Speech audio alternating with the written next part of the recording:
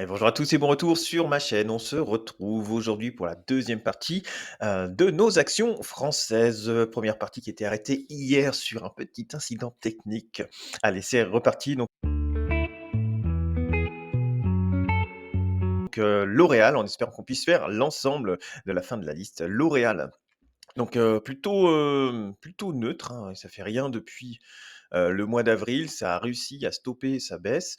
Ça fait plutôt pas grand-chose depuis le mois d'avril. Ce qu'on peut éventuellement noter ici, c'est qu'on fait quand même des plus bas de plus en plus haut. Donc je vous le mets, c'est juste pour voir, hein, c'est pas un pile poil. On fait des plus bas de plus en plus haut. Ici, depuis le mois d'avril, on va laisser cette oblique-là. On récupère la moyenne mobile 200 en fin de semaine. Donc ça, c'est assez intéressant quand même. Elle est dans sa version, hop là, dividende. J'enlève les dividendes, on va regarder.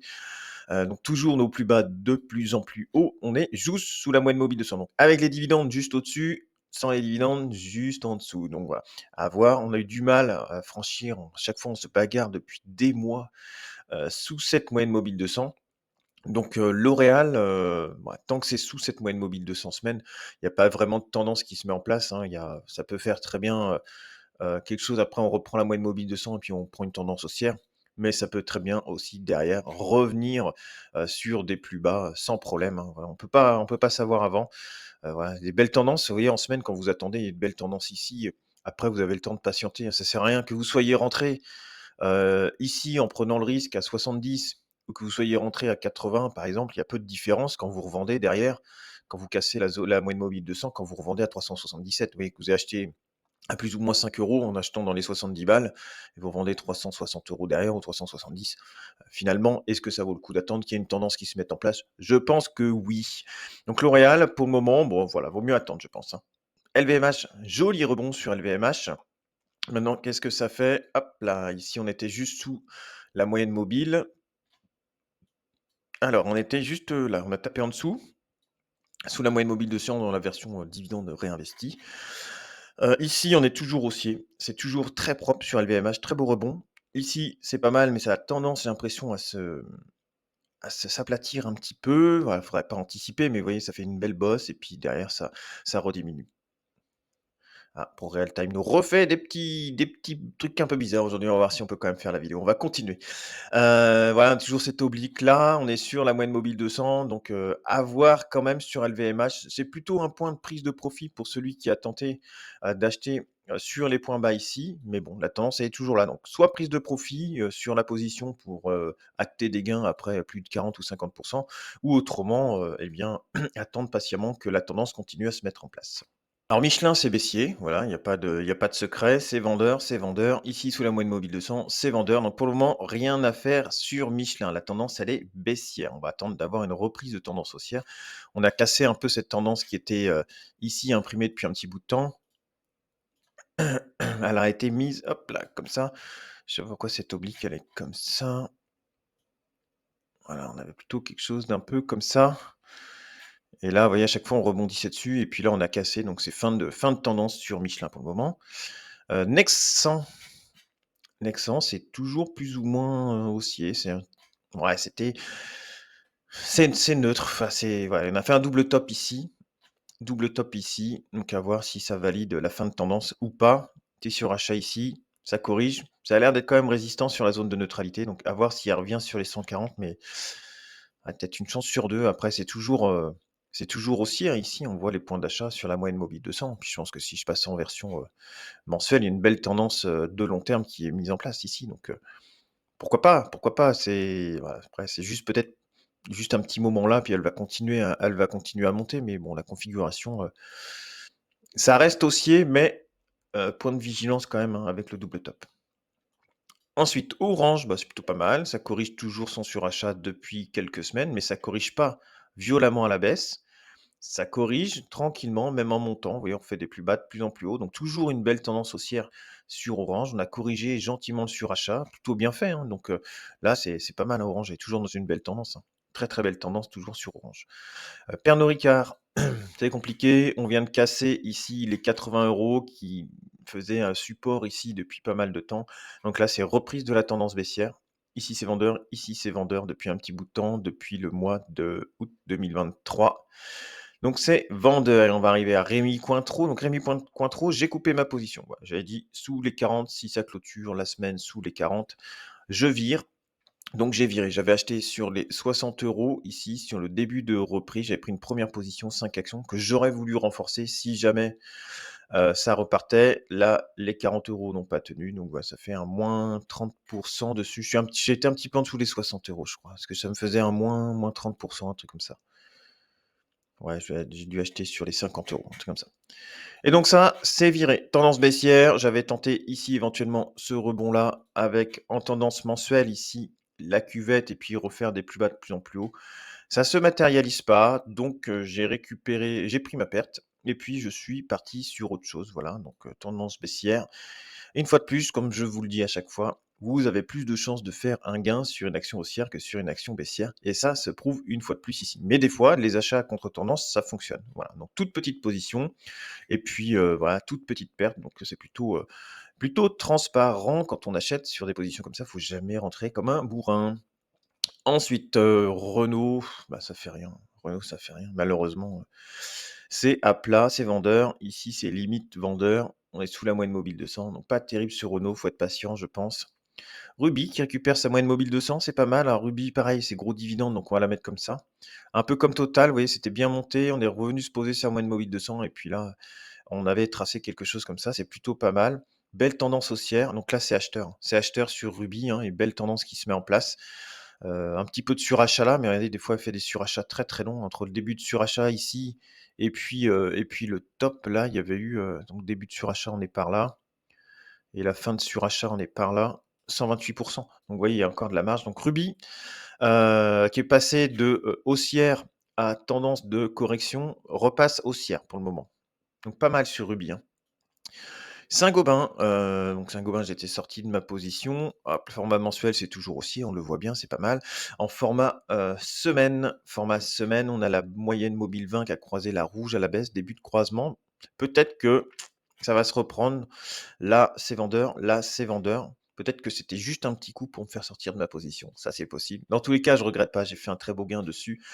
J'y reviendrai éventuellement si elle reprend une tendance haussière. Mais voilà, moi, c'est les signaux techniques froids sur du trading de tendance. Voilà, tant que la tendance est là, je garde. Si la tendance n'est plus là, même si ça peut un peu bouger comme ça, si la tendance n'est plus là, je préfère sortir. Des fois, ça repart, des fois, ça repart pas. Voilà, c'est ma façon de faire et puis ça marche quand même plutôt pas mal dans le temps.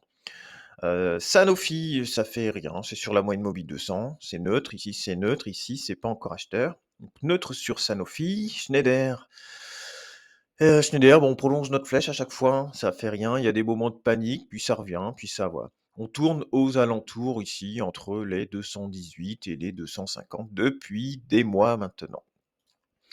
Stellantis, ça veut se reprendre. On récupère la zone de neutralité, c'est un petit peu tôt encore pour être acheteur dessus, toujours la moyenne mobile 20 sous la moyenne mobile 50. À chaque fois, vous voyez, ça a résisté sous la moyenne mobile 50. À voir, on va passer sur du format jour. Format jour, on est juste au-dessus de la moyenne mobile 200. Donc vous voyez, là, ça pourrait éventuellement, sur un format jour, on va attendre un petit peu, on va la suivre, mais peut-être avoir un début de retournement de tendance sur Stellantis après une belle baisse. Pourquoi pas avoir un petit bout de relance. Donc on va voir, on va la suivre ici, ça pourrait le faire. Ça peut le faire sur Stellantis. C'est un petit peu tôt encore. Là, c'est neutre, hein, mais ça commence d'abord par un retournement journalier, puis semaine, puis mensuel éventuellement. Et on va regarder sur du long terme ce qu'elle donne, tiens. Sur du long terme, c'était pas mal. C'est passé vendeur. Visiblement, il y a des acheteurs vers la moyenne mobile 200, donc pourquoi pas. Je pense que si je l'enlève là, je suis passé un petit peu sous la moyenne mobile 200. Ok, je préfère la mettre ajustée au dividende. Voilà, ça parle un petit peu plus, c'est un peu plus lissé. Et donc là, ouais, éventuellement, sur cette zone-là, là, ça pouvait être un point bas qui se dessine. C'est pas acheteur encore, ici c'est vendeur, ici c'est vendeur. On peut très bien revenir comme là, hein. Vous avez l'impression que ça repart bien, hop, ça tape vers la zone de neutralité, et puis ça redescend, puis ça retape sur la zone de neutralité, puis ça redescend. Là, ça passe acheteur. Là, ça passe vendeur, non, puisque ça n'a pas croisé, mais ça peut être un petit peu compliqué. Ça ne veut pas dire qu'on est sorti encore de l'ornière sur Stellantis, mais c'est un peu mieux. C'est un peu mieux. ST Micro, bah, comme d'hab, hein, ça fait rien, c'est même plutôt vendeur, vendeur, vendeur. Ouais, c'est vendeur sur ST Micro pour le moment. Pas grand-chose à faire, hein, depuis un bout de temps, hein, sur STMicroelectronics. Je la garde dans la liste, mais bon, on pourrait facilement la dégager pour remplacer par une action, un petit peu mieux. Si vous avez des idées d'actions PEA qu'on pourrait, rajouter à la place de STMicro qui serait plutôt en tendance, ce serait, avec plaisir. Puis on reviendra sur STMicro un jour où elle corrigera et qu'elle repassera au sien. Téléperformance, c'est toujours vendeur, vendeur, vendeur, toujours vendeur sur Téléperformance. C'est un petit peu chaud. Voilà, on casse la moyenne mobile 200 mois, imaginez. Donc, on casse vraiment une tendance de long terme ici. C'est vendeur complètement, complètement vendeur. Stellantis, attention, hein, faut maintenant bien gérer sa position, quitte à prendre ses pertes, hein. Voilà, c'est pas un conseil, comme d'hab, hein, parce que j'ai pas le droit de faire de conseil en investissement, bien sûr, mais la gestion de la position, ouais, attention quand même, hein. TF1 TF1, c'est pas mal. Ça revient sur sa moyenne mobile 50 ici. Ça repart, plutôt à la hausse, donc plutôt neutre, mais dans une tendance, qui est quand même assez haussière, hein. C'est pas mal. On est quand même cassé la moyenne mobile 200, donc là, il faudrait confirmer ici. Ce qui serait bien, c'est de confirmer ici, de reprendre la moyenne mobile 200. Ici, on est acheteur et qu'ici, ça nous fasse repasser la ligne de signal pour repartir sur une tendance de hausse sur TF1. Thales, ça fait rien, c'est plutôt vendeur en journalier. Je vais vous rajouter ici, hop, la zone de neutralité, donc c'est vendeur, vendeur. Sous la moyenne mobile 200, c'est vendeur. On a la moyenne mobile 20 qui est sous la moyenne mobile 50. Donc c'est vendeur en format journalier sur Thales, malheureusement. En format semaine, c'est pas encore vendeur, hein. Vous voyez, on a un premier signal ici, pour celui qui veut faire du moyen terme, mais c'est pas encore vendeur, on pourra très bien revenir ici. À court terme, ça passe vendeur, donc attention, premier point de vigilance. Moyen terme, c'est pas encore vendeur. Après, s'il y a un processus de paix en Ukraine, ça risque de bouger un petit peu à la baisse. Alors, Total Énergie, j'ai doublé ma position. J'avais 203 actions, je suis passé à 403 actions. J'ai pas fait 406, j'ai pris 200 autres actions. Pourquoi? Parce qu'on vient de clôturer ici, c'est ce que j'attendais, clôturer la semaine au-dessus de la moyenne mobile de 100 semaines. Voilà, donc ça m'a fait, renforcer ma position, sachant que sur ma première position, j'ai à peu près 11 de gain, donc je ne perdrai pas d'argent sur ma position. Voilà, sauf si vraiment je me rapproche de la baisse, que je prends un gap baissier à l'ouverture et que ainsi de suite, voilà. Mais j'aurais mis mon stop avant, j'ai déjà mis mon stop sur ma première moitié de position. Maintenant celle-ci, je vais essayer de profiter de la tendance. Ici, c'est acheteur. Ici, on commence à passer acheteur. Là, ça me plaît bien parce qu'on reprend la zone de neutralité. Ici, on l'ajuste au dividende. Comme toute bonne action de rendement, eh bien, ici, c'est acheteur. Ici, c'est acheteur. On a la confirmation de tendance. On a la moyenne mobile 20 qui commence à croiser la moyenne mobile 50. C'est encore un peu timide, hein. C'est encore un peu timide. On n'est pas encore sorti. Elle peut très bien redescendre, que ça fasse pas grand-chose et enfin repartir ou baisser. Mais voilà, j'ai envie de tenter le coup. Dans un premier temps, éventuellement les 60 euros qui risquent de résister un petit peu, puis après, bah, éventuellement les 65 euros. On verra bien, mais voilà, j'ai doublé ma position, donc ça commence à faire une belle position sur Total. Ensuite, on a Vallourec. Vallourec, c'est neutre, toujours, hein, neutre, mais dans une tendance, qui est quand même assez haussière. On fait des plus bas, de plus en plus haut. On a quand même une petite tendance de moyen terme, au-dessus de la moyenne mobile 200. Après, voilà, c'est pas l'action la plus folle en ce moment, hein, depuis le mois de mars 2025. Vous voyez, on fait plus rien, c'est à plat. C'est pas vendeur, c'est pas acheteur, c'est à plat.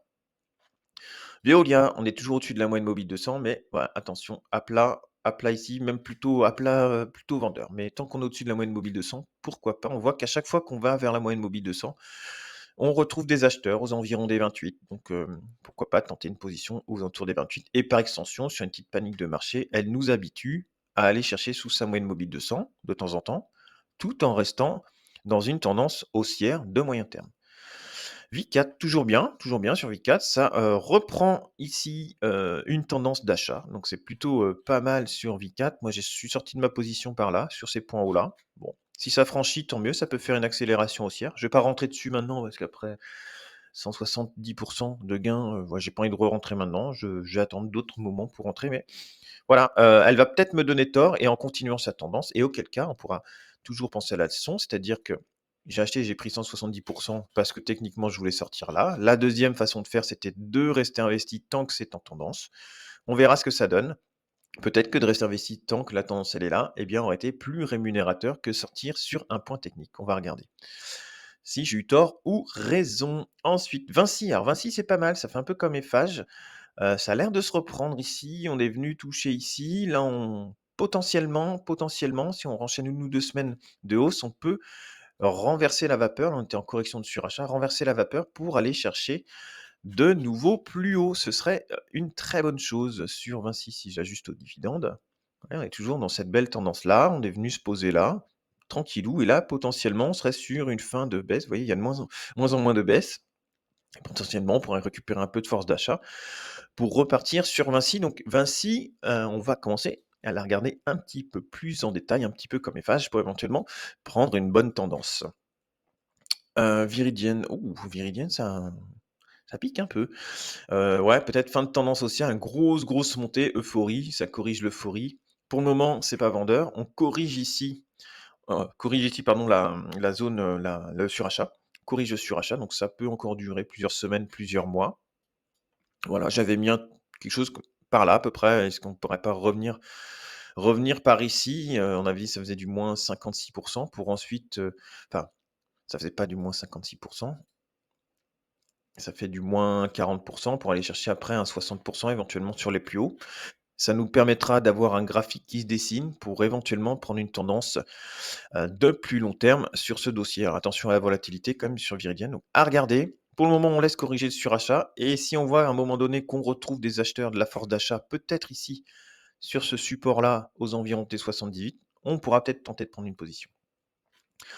Vusion Group, on avait visé aux alentours des 200 €. Visiblement, on a trouvé des acheteurs sur les semaines, sur cette semaine-là, les 2 semaines d'ailleurs, là, cette semaine plus la semaine dernière, aux environs des 200 €. Je sais que certains d'entre vous ont pris une petite position sur Vusion Group. Il y avait une petite survente ici, ça avait bien corrigé. Peut-être qu'on va pouvoir repartir sur quelque chose de, plutôt pas mal. Donc voilà, il y a des acheteurs pour le moment, à voir si ça se confirme et que ça repart, mais ça peut le faire sur Vusion Group, hein. Là, enchaîné quand même 2 phases, vous voyez, de baisse.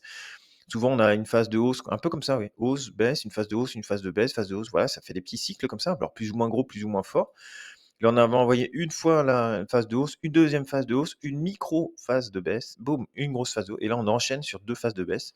À voir si on va renchaîner sur une troisième ou si on a trouvé un petit point d'achat. Ça peut le faire, ça peut le faire. À voir dans les prochaines semaines, ça va être intéressant dans les prochaines semaines de la suivre, voir si, finalement c'était le point bas de cette tendance et qu'elle garde sa tendance haussière. Voilà, on a fait le tour, donc merci à tous. Je vous rappelle si vous voulez rejoindre, les ambassadeurs de la chaîne pour avoir des vidéos, qui vous sont dédiées, plusieurs fois par mois, notamment sur mes investissements, on analyse d'autres actions, des choses comme ça. N'hésitez pas, voilà, c'est 1,99 € par mois, c'est sans engagement. Il y a un petit bouton rejoindre sur la page d'accueil de la chaîne.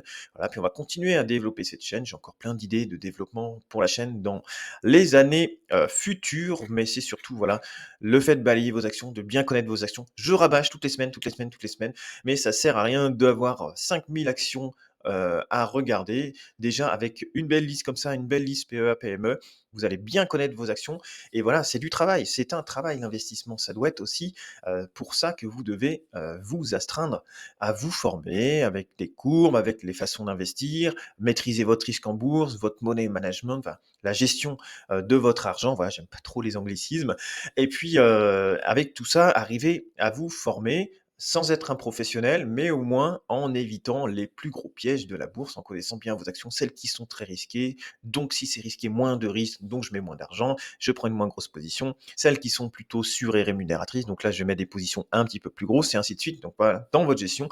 Et c'est pour ça que je rabâche toutes les semaines les mêmes actions en vous disant, ouais, il faut être patient ici, parce qu'elle est toujours en tendance baissière, on va attendre tranquillement, parce que voilà. Et là, celle-ci, attention, elle repart, on la surveille, dès qu'elle va nous donner des signaux de départ, on va y aller.